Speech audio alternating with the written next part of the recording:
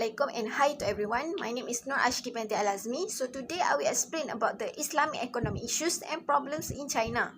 So as we know, following the United States, China actually is the second largest economy worldwide. In addition, behind the United States and the Eurozone, China is the third biggest importer globally. It is also the biggest consumer of goods like iron, steel and others.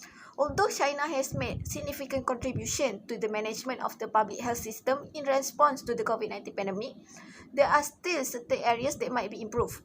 Other than that, Islamic economy is based on principles that have been revealed from Islamic sources as standard for human well-being and provide a remarkably different set of guidelines for economic behavior. There are three economic issues of China, which is urban environments face issues due to growing urbanization and widespread motorization, regional disparities, and China's economy is harmed by the zero-COVID policy. Meanwhile, the three solution of China is to reduce car ownership and usage, increase policy initiative to close the gap, and broadly advocated the growth of online healthcare services.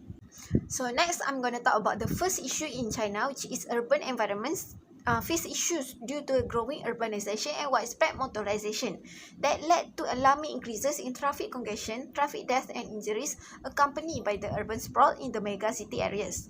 The expansion of cities has increased the length of trip for most urban residents, leading to more travel demand for roadways and public transportation, and making it more difficult for travel demands to be satisfied by non-motorized travel modes such as cycling and walking. As a result, owning a private automobile had become a desirable symbol of a social status. Most migrant and urban poor people cannot afford own automobiles and depend on public transportation and cycling for everyday commuting. Next, the second issue in China is regional disparities. It refers to significant variations in per capita income, literacy rate, health and education services, industrialization levels, and others between multiple regions. There are a few elements contributing to the rise in regional inequality, which are the government policies, openness to the global market, which are foreign direct investment (FDI), and export market integration, and many more. The widening of the disparities might lead to severe social and political issues, national dispute, and instability in China economy and society.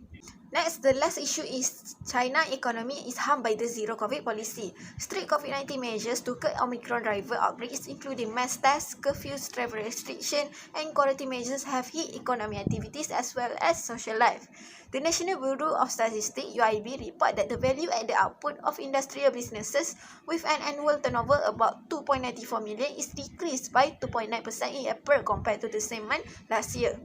The Manufacturing Industry Purchasing Manager Index (PMI) is an indicator of economic activity in China's manufacturing industry, fell by 2.1 points to 44.7 in April, the lowest reading since February 2020. The PMI index shows growth in economic activity when its value is more than 50 and a decline when its value is lower. Okay, next I'm going to talk about the first solution in China, which is to reduce car ownership and usage. Numerous local initiatives have been proposed to halt the rise in car ownership and discourage automobile usage, including adopting a new license plate lottery system to restrict the number of new car purchases and deter or limit the use of automobile through pricing mechanism like increased parking fees.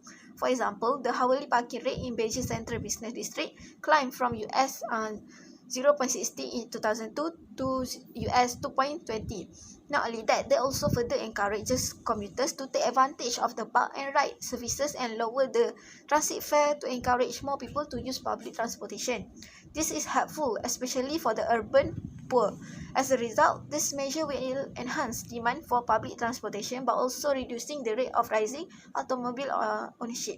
Next, the second solution is to increase policy initiative to close the gap. The Chinese government maintains its policy initiative to promote less developed regions while increase prospect for the poorer provinces to catch up.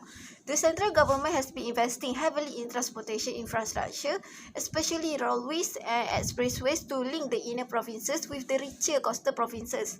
It has also internationally reduced the number of fiscal transfer to richer provinces and increased allocation to poorer provinces, especially those with larger population, heavy social responsibility, or weaker financial conditions. Last but not least, the last solution is broadly advocated the growth of online healthcare services. To prepare for the end of the zero COVID policy, this could greatly reduce the risk of nosocomial infection, including to healthcare workers.